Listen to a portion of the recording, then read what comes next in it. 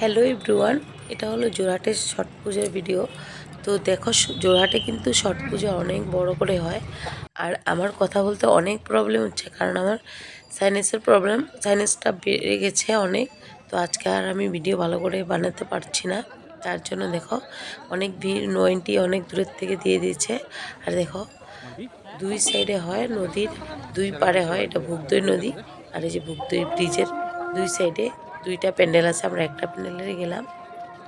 তো খুব সুন্দর হয়, তোমাদের সাথে শেয়ার করলাম। দেখো ভিডিওটা তোমাদের দেখে কেমন লাগে, সম্পূর্ণ ভিডিওটা দেখো, তারপরে বুঝতে পারবে।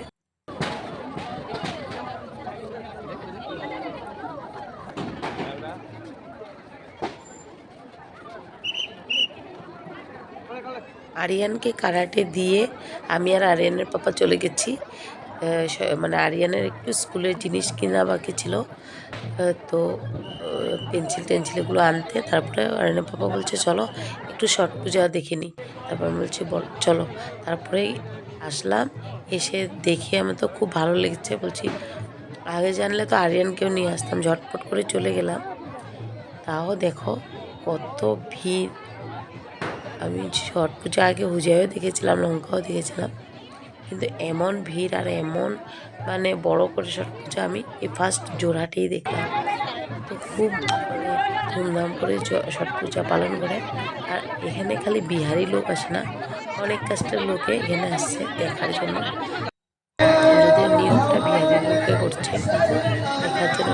কিন্তু আমি একটা কথা বলি, আমার তো ছট পূজা খুব ভালো লাগে। আর বহুত মানে জাগ্রত ছট পূজার সেটা, কারণ আমাদের এখানে অনেক লোকে এটার ফল পেয়েছে।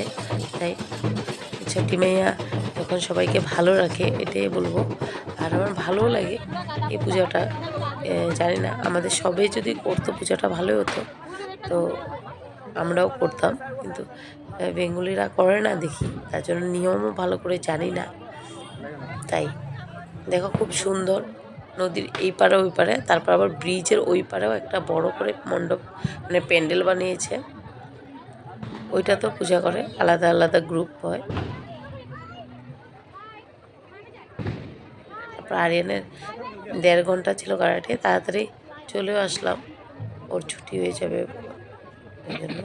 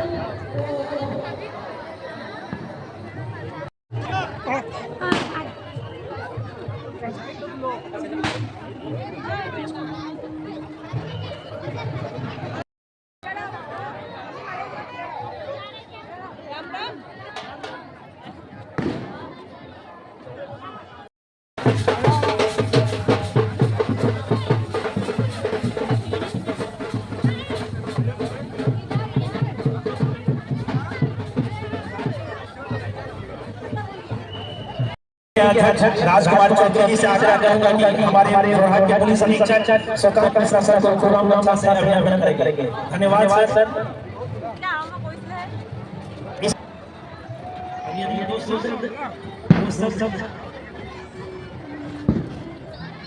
पुनः एक बार धन्यवाद सर।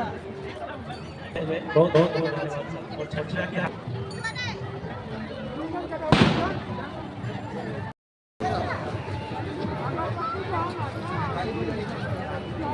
है